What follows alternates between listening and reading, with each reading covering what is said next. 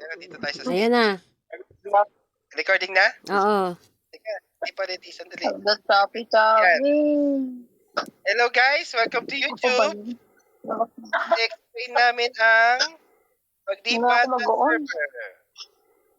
First, click this. Tapos, click this. Tapos ito, lalabas to. Challenge shop. Tapos pagdating sa challenge shop, mura lang naman eh. Ito, lagi nyo nakuha yan. So, press the enter, other. Hindi kasi kita ba yung pangalan ko dyan? Other. Tapos ito po ang bibili nyo. Once na nabili nyo na yan, punta po kayo sa description. Nandiyan po yung scenario exit. So, bago po kayo mag-exit, kailangan nyo munang magbuo ng, ito ba? Dito ba yun? Hindi, doon sa kabila yan. Dyan. Pinakababa. Ito. Kailangan nyo po gumawa nito. Advanced chainsaw. At ito. Advanced drills. Kasi po malaking tulong po yan. Kasi more on gathering at hindi madaling masira. Yes. Yung dating gamit namin ni ganyan, hindi na-counted yun. Kasi meron pa sa bag nun, nasisira ba yun? Mawawala kasi limited lang ang pwedeng dalhin paglipat nyo. Kaya kailangan ang paglipat nyo doon, yung dalawa lang ang bibit-bitin nyo. Okay. Yun yung pagpipilian nyo sa bag nyo May bayad kasi may bayad. So, yung dalawa lang yung ilabas nyo muna. Pag kailangan na lang ng item, yun na lang, parang bibilhin, ganun. So, yun na po. Pagpasok nyo ng pagka-exit nyo, pupunta po kayo dito sa Eternal Land.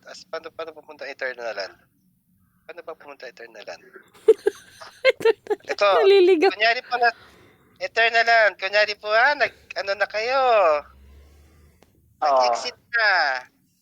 Napunta kayo na Eternal Land. Yan, kunyari yan. May lalabas po na scenario, select scenario, ganyan. Ano pipiliin? The Way of Winter. Pipiliin niyo po The Way of Winter. The Way of Winter. Tapos Onyx. 67. Oo, yun. W_winter dash. Ito, pakita ko. Saan Ito po ang server. Ayan, Ito po ang server. Winter X0067.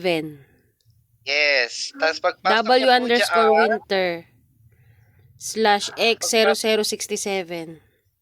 yes, pagpasok niyo po dyan, andyan na po yung ating hive leader na si Luna. Kulang yung explanation mo. Sandali.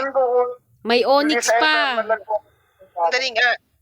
Sandali lang. Di pa tapos. Shoot. Tapos, kunyari, nakapasok na kayo. May lalabas na mapa.